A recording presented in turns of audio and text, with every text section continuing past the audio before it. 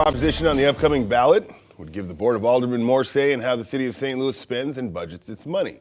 Joining us this morning is Alderman Rasheen Aldridge to explain why he believes voters should vote yes on Prop B. Alderman Aldridge, thank you for being here this morning. Thanks for having me. We are glad to have you. Now, for our viewers at home who may not know, what is Proposition B? Yeah, so Proposition B is one of 3 charter changes that will be on the ballot next Tuesday, so I gotta make sure people get out and vote.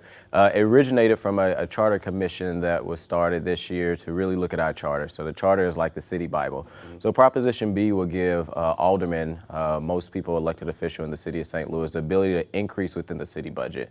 So currently, right now, we only can decrease, but we do not have the ability to increase. And it's important, as I always say, aldermen are like the boots on the ground. They're the individuals you call when you have an issue with trash or potholes, especially them potholes. But we really don't have the true advocacy to be able to advocate within the budget like many other different government bodies do.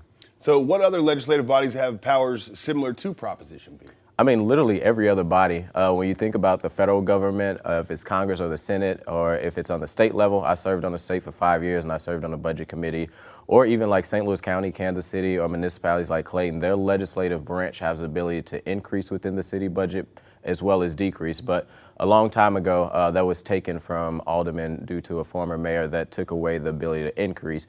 And like I say, it's just, it's hard to be able to advocate for a decrease if you can't really advocate on what you're trying to increase that money for. One would think that if you're gonna have a decrease, you gotta have an increase because it creates balance, right? It's common sense, and that's one of the things that's in the language also. We got a balance. So wherever you decrease, if you decrease 100,000 because there's vacancies in corrections, and you want to put in refuge, you have to increase it by 100,000. So we're making sure we keep the balanced budget. And even this Board of Aldermen in the last 2 years, we've been able to pass a budget and get it to the mayor's desk. That hasn't always happened. What does the budget process look like right now? Yeah, so the budget process right now, it starts with ENA. ENA in the city of St. Louis is made up of the comptroller, the mayor, and then the president. They deliberate and they have one public input meeting. Then they send it to the budget committee. The budget committee takes about 3 months going through every department. We have community come in, and we usually typically try to have 4 community engagement, 2 north and then 2 south, and then we vote the budget out and we send it to the board. The weird thing is if we make any changes, it has to go back to ENA. ENA votes on it and it goes back to the budget committee. So we're cutting out that red tape of if we make changes going back and forth. Instead, it'll go straight to the Board of Aldermen.